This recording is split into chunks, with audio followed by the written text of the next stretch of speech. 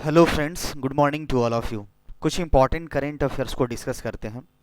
हाल ही में वेस्ट बंगाल में नया 7 डिस्ट्रिक्ट बनाया गया है। टोटल पहले वेस्ट बंगाल में 23 डिस्ट्रिक्ट थे। अब टोटल 7 ऐड हो जाने के बाद 30 डिस्ट्रिक्ट हो जाएंगे। वहाँ की जो सीएम है वेस्ट बंगाल की, ममता बनर्जी जी, उन्हीं के द्वारा ये 7 नए डिस्ट्रिक्ट्स का एक तरह से अनाउंसमेंट किया गया है। ये जो नए 7 डिस्ट्रिक्ट्स कौन कौन बने हैं? सुंदरबन, इचेमैटी, रंगाघाट, बिष्णुपुर, जंगीपुर और बहरामपुर। ये जो 7 डिस्ट्रिक्ट्स नए बने हुए हैं। बताया जा रहा है कि एक और डिस्ट्रिक्ट्स बनाया जाएगा। बसीरहाट रीजन से इसको अलग करके एक नया डिस्ट्रिक्ट बनाया जाएगा। तो अभी फिलहाल टोटल नए 7 डिस्ट्रिक्ट्स ऐड किए गए हैं और टोटल वेस्ट बंगाल में डिस्ट्रिक्ट्स कितने हो जाएंगे? 30 डिस्ट्रिक्ट हो जाएंगे। एम क्या रखा है? बताया जा रहा है कि अगर स्मॉलर यूनिट्स होगा, अलग अलग यूनिट्स में बटेंगे तो क्या होगा? गवर्नेंस इजी हो जाएगा। वहाँ पे जो भी एडमिनिस्ट्रेशन है या फिर जो जो भी लॉ एंड ऑर्डर है उसको बड़े आसानी तरीके से इसको टैकल किया जा सकेगा। तो ये इंपॉर्टेंट न्यूज होगा। टोटल अब 30 हो गए हैं। नेक्स्ट की बात करें, संजय अरोड़ा को दिल्ली पुलिस कमिश्नर बना दिया गया है। ये तमिलनाडु कैडर के आईपीएस ऑफिसर हैं और ये कब रिटायर्ड हो जाएंगे? 2025 में ये रिटायर्ड हो जाएंगे। तो अभी इनको दिल्ली पुलिस कमिश्नर संजय अरोड़ा जी को बना दिया गया है। ये किसका जगह लेने जा रहे हैं? राकेश अस्थाना जी का जगह लेने जा रहे हैं। इनकी अगर कुछ बैकग्राउंड की बात करें तो इन्होंने एज ए आईटीबीपी में डायरेक्टर जनरल के तौर पे अपॉइंट हुए थे और ये superintendent of police Tamil Nadu STF के रह चुके हैं। स्पेशल टास्क फोर्स जो होता है तमिलनाडु के एसपी रह चुके हैं। तो संजय अरोड़ा जी को दिल्ली पुलिस कमिश्नर बना दिया गया है। नेक्स्ट हमारा प्रेसिडेंट, मालदीव के जो प्रेसिडेंट है वो भारत दौरे पे आए हुए हैं। 4 दिन के भारत यात्रा पे आए हुए हैं। 1 अगस्त से लेकर के यहाँ पे आगे 4 अगस्त तक ये रहने जा रहे हैं। बात करें तो ये इनका एक नरेंद्र मोदी जी के साथ, हमारा जो प्राइम मिनिस्टर है उनके साथ एक वार्तालाप होगा, एक टॉक होगा और ये एक्सपेक्ट किया जा रहा है कि बहुत सारे एग्रीमेंट पे यहाँ पे कुछ साइन किया जा सकता है। और इसके साथ साथ हमारी जो नए प्रेसिडेंट बनी है द्रौपदी मुर्मू जी, उनके साथ भी इनकी मीटिंग शेड्यूल करी गई है। ये जो भी दोनों कंट्री हैं इनके बीच जो मैरीटाइम सिक्योरिटी को लेकर के यहाँ पे एक तरह से इस पर्सपेक्टिव को लेकर के बातचीत करी जाएगी। मालदीव की कैपिटल मालिया होता है और यहाँ करेंसी क्या चलती है?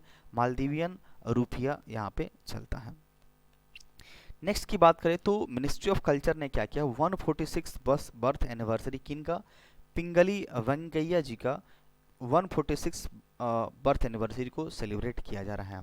एक्चुअली ये जो पिंगाई वेंकैया जी थे, इन्होंने ही हमारे जो नेशनल फ्लैग है, जो हमारा तिरंगा झंडा है, उसको डिजाइन किए हुए थे। इसके डिजाइनर बोल सकते हैं। हमारा जो नेशनल फ्लैग है इसके डिजाइनर थे ये आंध्र प्रदेश में इनका जन्म हुआ था। अगस्त 2 1876 को इनका जन्म हुआ था और ये बहुत ही हमारे देश के लिए काफ़ी बहुत बेहतरीन काम किए थे। उस समय फ्रीडम फाइटर के तौर पे इन्होंने काम किया था और ये खास करके महात्मा गांधी जी से ये काफ़ी प्रभावित थे। तो मिनिस्ट्री ऑफ कल्चर ने क्या किया है? तिरंगा उत्सव इन्हीं के जन्म एनिवर्सरी पे, बर्थ एनिवर्सरी पे, 146 एनिवर्सरी पे इन्होंने तिरंगा उत्सव मनाने का एक तरह से अनाउंसमेंट किया है न्यू दिल्ली में। तो इन्होंने ये क्या थे? एक तरह से नेशनल फ्लैग के एक तरह से डिजाइनर थे। 146 बर्थ एनिवर्सरी इनका हमारे मिनिस्ट्री ऑफ कल्चर के द्वारा मनाया जा रहा है। नेक्स्ट बात करें, जो हमारे VP that means vice president अभी वेंकैया नायडू जी हैं, उन्होंने तमिलनाडु की जो पुलिस है उनको प्रेसिडेंट कलर से सम्मानित किया है। एक तरह से प्रेसिडेंट कलर से प्रेजेंट किया हुआ है।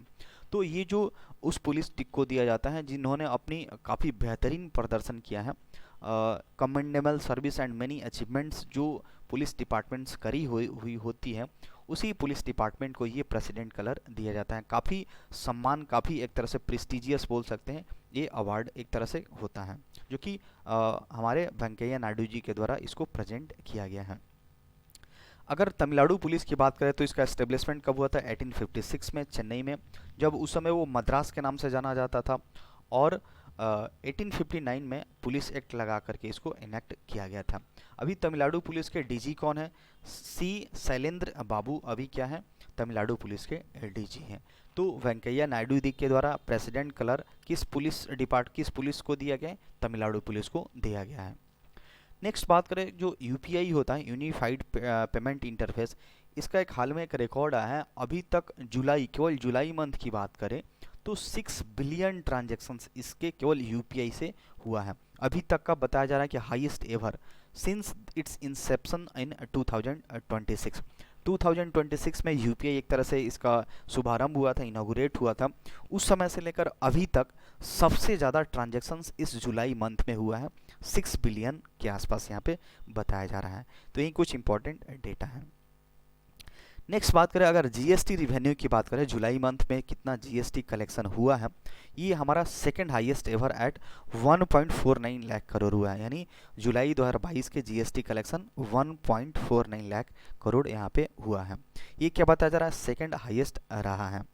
और इसकी बात करें, ये तो रहा सेकंड हाईएस्ट कलेक्शन। सबसे हाईएस्ट कलेक्शन अभी इसी साल अप्रैल में हुआ था, लगभग 1.68 लाख करोड़ के आसपास यहाँ पे हुआ था। तो अभी ये जो जुलाई में है ये सेकंड हाईएस्ट बताया जा रहा है, 1.49 लाख के आसपास। तो इम्पॉर्टेंट होगा।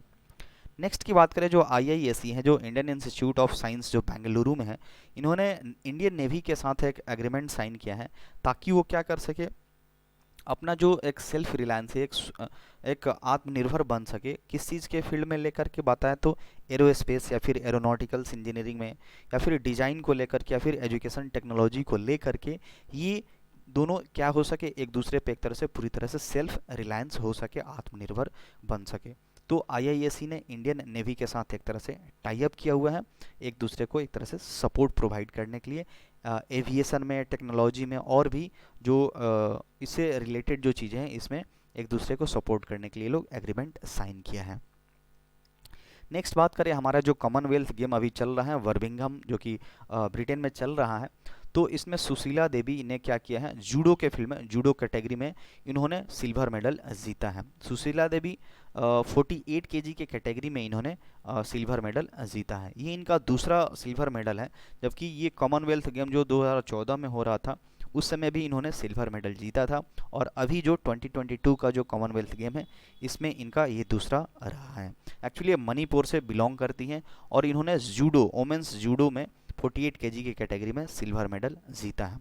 अभी तक देख लेते हैं कि जो अभी जो कॉमनवेल्थ गेम्स चल रहा है, अभी तक हमारी इंडिया की क्या एक तरह से रैंकिंग है। तो अभी फिलहाल इंडिया 6ठे नंबर पे है। टोटल गोल्ड हमारे पास 5 आ चुका है, टोटल सिल्वर की बात करें तो ये भी 5, और ब्रॉन्ज 3 है, और टोटल मेडल्स की बात करें तो 13 मेडल्स आया हुआ है। सबसे अभी टॉप पे कौन चल रहा है, ऑस्ट्रेलिया चल रहा है, फिर इंग्लैंड, फिर न्यूजीलैंड चल रहा है। नेक्स्ट बात करें इंडो ओमान, यानी इंडिया और ओमान के बीच में एक ज्वाइंट मिलिट्री एक्सरसाइज शुरू हुआ है। कहाँ पे, राजस्थान के बीकानेर में। इसका नाम क्या है, इस एक्सरसाइज का नाम अल नजाह, ये आपका 4 है। ये आपका इंडिया और ओमान के बीच में, मिलिट्री के बीच में एक तरह से ये साइन हुआ है, एक तरह से बिगिन हो गया, शुरू हो गया है, बीकानेर में ये हो रहा है। यहाँ पे बताया जा रहा है कि जो रॉयल आर्मी ऑफ ओमान के तरफ से 60 पर्सोनेल वहाँ से शामिल हो रहे हैं, सुल्तान ऑफ ओमान पैराशूट रेजिमेंट से, और इंडिया के तरफ से यानी इंडियन नेवी के तरफ से 18 मैकेनाइज्ड इन्फेंट्री बटालियन यहाँ पे शामिल हो रहे हैं। तो ये दोनों एक तरह से इंडिया और ओमान के बीच में एक तरह से एक्सरसाइज है। नाम क्या होगा, अल नजह 4, जो कि राजस्थान के बीकानेर में होने जा रहा है। नेक्स्ट हमारा थर्ड एडिशन की बात करें, यहाँ पे वियतनाम और इंडिया के बीच में भी एक आर्मी एक्सरसाइज हो रहा है।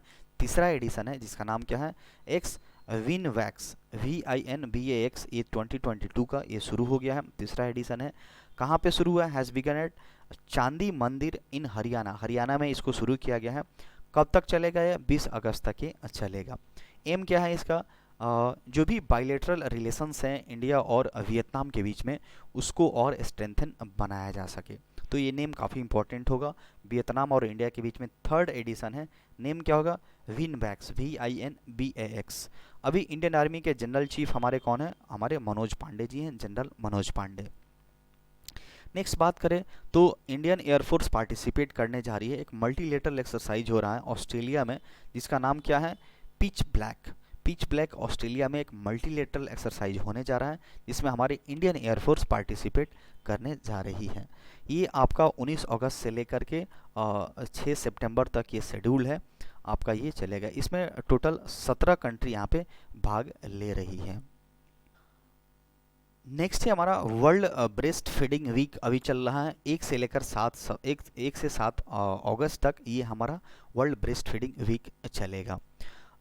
तो इसका बताया जा रहा है कि हाईलाइट क्या किस चीज़ को, एक तरह से अवेयरनेस क्रिएट करने के लिए ब्रेस्ट फीडिंग फॉर बेबीज, जो माताएं अपनी बच्चे को दूध पिलाती हैं तो उसको लेकर के क्या उसका इम्पोर्टेंस है, उसको लेकर के एक अवेयरनेस क्रिएट करने के लिए 1 से 7 अगस्त तक ये आपका वर्ल्ड ब्रेस्ट फीडिंग वीक चल रहा है। इसका थीम क्या है, setup for a breast feeding educate and support, इस बार का थीम यही रहा है। ये WHO ने एक क्रिएट किया था मेमोरेंडम 1990 में, किसके साथ मिलकर के, यूनिसेफ के साथ मिलकर के ये किया गया था। World alliance of breast feeding action ये पहली बार 1991 में एस्टेब्लिश किया गया था और inaugural world breast feeding week 1992 में इसका शुरुआत हो गया था। तो 1 से लेकर के 7 अगस्त तक हम लोग क्या मनाते हैं, वर्ल्ड ब्रेस्ट फीडिंग डे। जो भी मदर हैं अपने बेबी को जो दूध पिलाती हैं उससे रिलेटेड जानकारी क्रिएट करने के लिए यहाँ पे ये डे सेलिब्रेट किया जाता है। और ये थीम काफ़ी इंपॉर्टेंट होगा, step of for breast feeding educate and support. That's all for today.